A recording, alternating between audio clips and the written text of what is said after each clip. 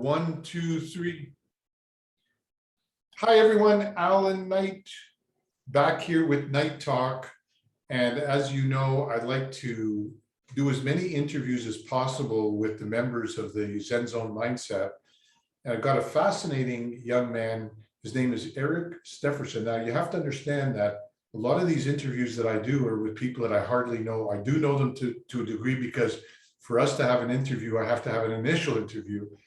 And after doing that with Eric last week, I said, come on board. You got a fascinating story. So Eric, welcome to the program. Thank you, Allan. My name is pronounced Steffensen. Steffensen. Steffensen, yeah. See, that's how well I know you. I can't even pronounce your name. It's no problem at all. It's a lot of people pronounce it incorrectly, so I'm happy to just correct the record. Is that a Swedish, Norwegian? Comes from Norway.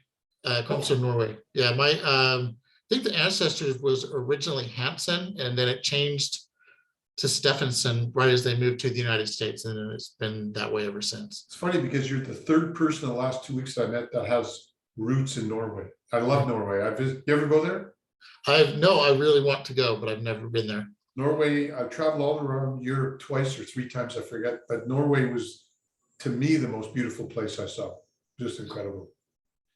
Yeah, I've seen some TV shows from there, and it's funny that everybody there looks like they could be my cousin. So I really want to go. So why, I can't really answer this question, but why do I feel that there's a connection between you and music? I'm having this intuition. There might be guitars in the background. Oh, somewhere. Oh, I just noticed there are like 5 of them. Yeah. So tell us about your musical love and your musical background.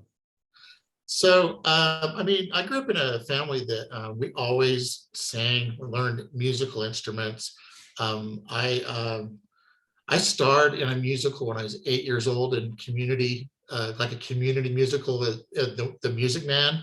I played Winthrop, the little boy that Ron Howard played. And so that encouraged me to want to learn to play in the band. By the time I got to junior high school, I played the tuba. I took piano lessons, and then I took up the guitar. I took up the guitar probably when I was about 18.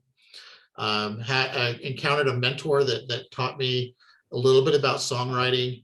Have uploaded my own music to the internet for years, probably since about the year 2000.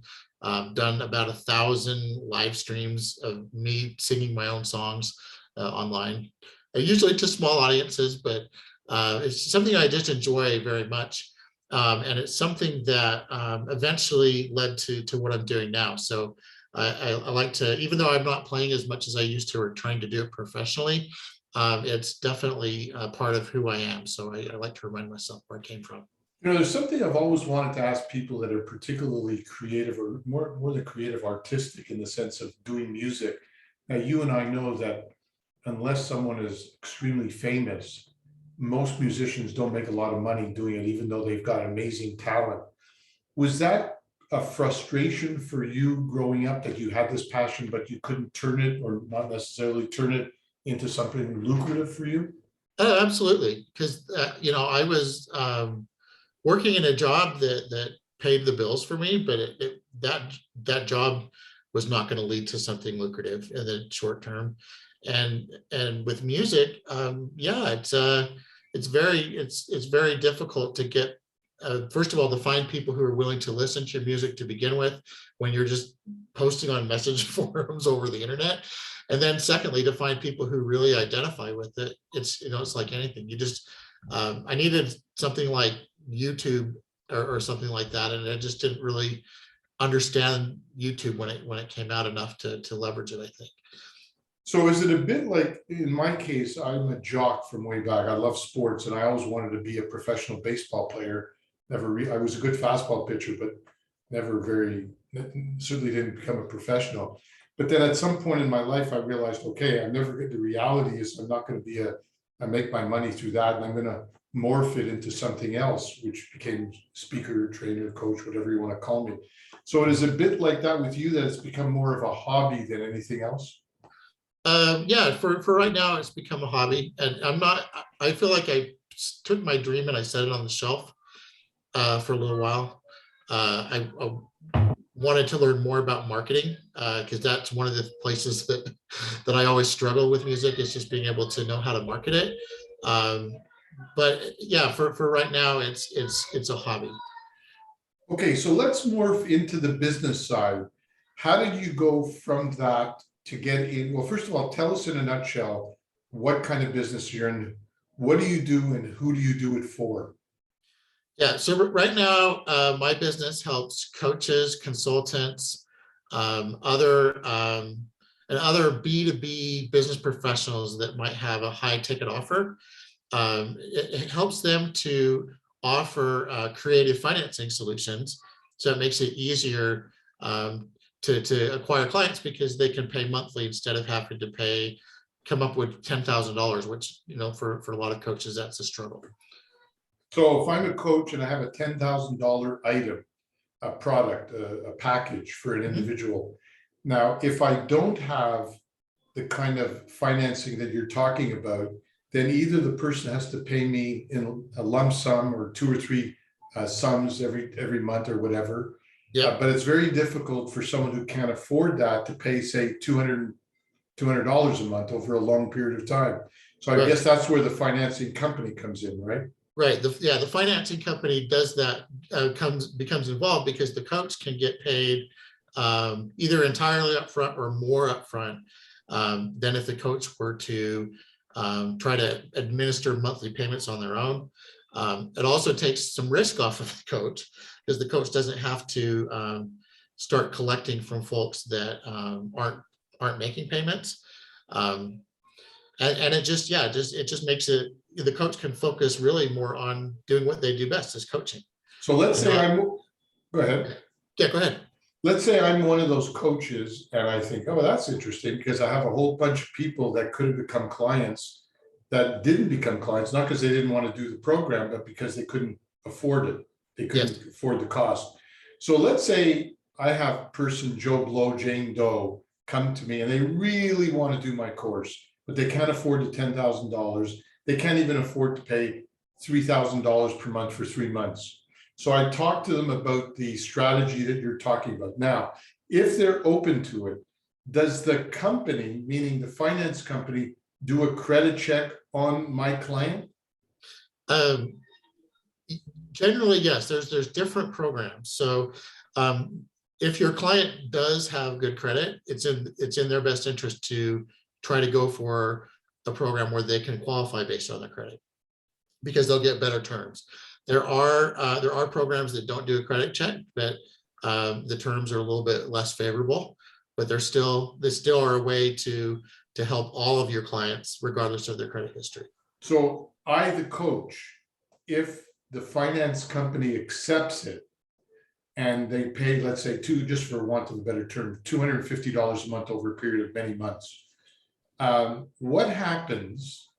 Does the company pay me the full amount that I'm owed? So usually the company will give the funds to your client, who can then in turn pay you. Oh, they'll lend the money to the client. Yes, they'll lend the money to the client. So the client is getting a loan. Yeah. Or in some cases, one of the creative solutions is, we can help them go apply for more credit cards than they could get on their own. That's one of the strategies that's out there. And so the client could use multiple credit cards to pay you, the coach, or there are also options where it's just a loan that they're getting on monthly payments. So the company is basically lending the money to the client, who therefore is forwarding me the bulk sum of $10,000. Yes. So the question that begs the question, what's the difference between that and the client just using their credit, if they have enough credit to do it?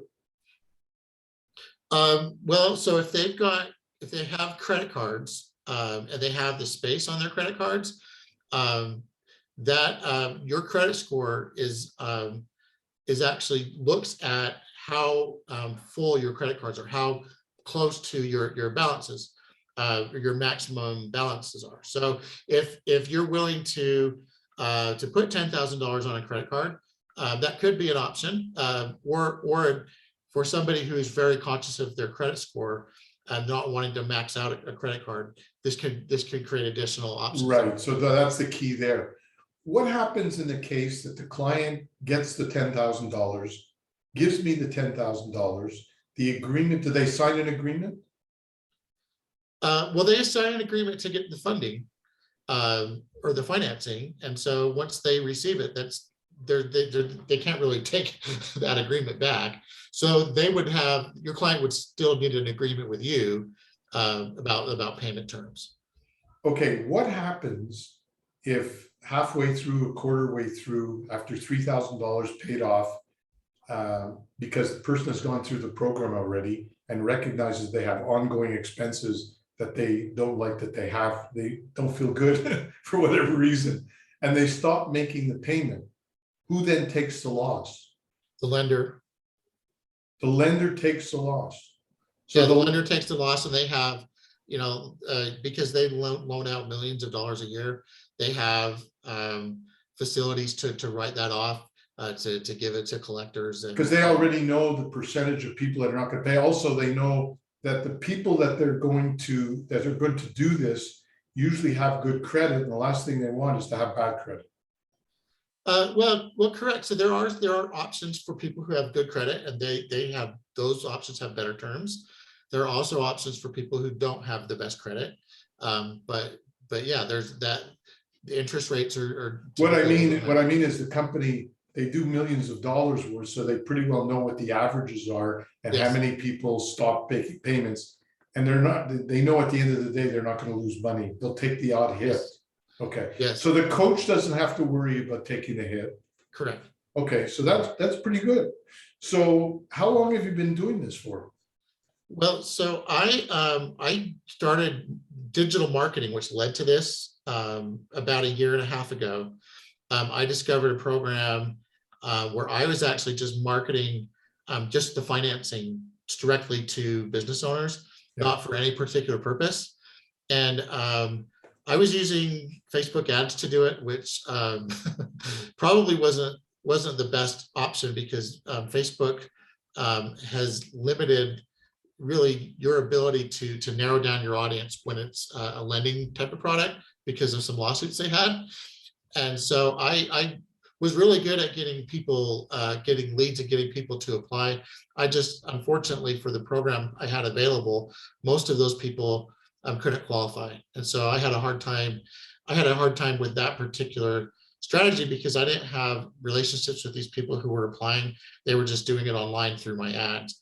As I looked at some different options, also had some problems with my Facebook ad account. Everything just kind of came together because I had the ability to take this solution to a coach that already had a relationship with their client. They have the ability to ask a little bit about the person's financial situation, their credit history, make sure that they're a fit before giving them, taking them through a bad experience. And then later on, I started working with other companies that added additional options, even for folks that had not perfect credit. Wonderful. So it's been a process over about the past year and a half or so. Right. So it sounds fascinating. It sounds like a lot of people, especially with high ticket items, can really need to serve. I mean, is that your target audience, coaches that have high ticket items? Yes. Okay, cool. Well, this has been great, but before you go, I always like to keep it a little bit personal and light. Right. Aside from your music, if there was one thing you'd want to tell our audience that's kind of interesting about you that maybe no one would expect to know, what would that be? Anything fascinating you could tell us? I think I'm just very interested in personal development personally. Mhm. I think you find that with a lot of entrepreneurs though, so I don't know if that's unique, but it seems like everybody has a little bit of a different take or different perspective on it. And so what is really interesting to me is finding people who kind of have two different viewpoints, and to find the similarities between those and the differences between those. Sometimes Wonderful. It's interesting. Yeah. Now, if people want to get in touch with you, either for their own sake or they might know somebody. Now, by the way, do you have any affiliate program if somebody brings you clients that do you have an affiliate aspect to it or not?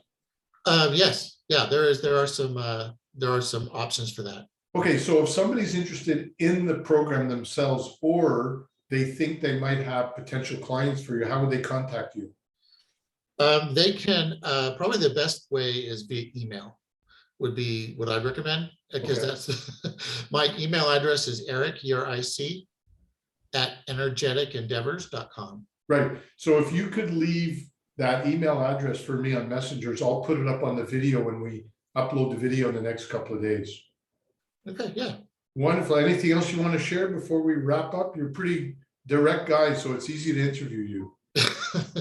Well, yeah, thank you. No, nothing else I'd like to share, but I really do appreciate the opportunity, and hope that some folks in your community get some value out of this. I love it, and I want the community. This is really not so much about promoting the Zen. Obviously, I have a program, but the older that I get, the more I'm having fun with everything, and I get more fun in building the relationships and getting to know people and letting them get to know each other. I've always been good at matchmaking on a personal level, so I like to matchmake in business too. Good, excellent. Have a great day. We'll talk to you soon, my friend. You too. Thanks, Alan. Take Thanks, care. man. All right, goodbye.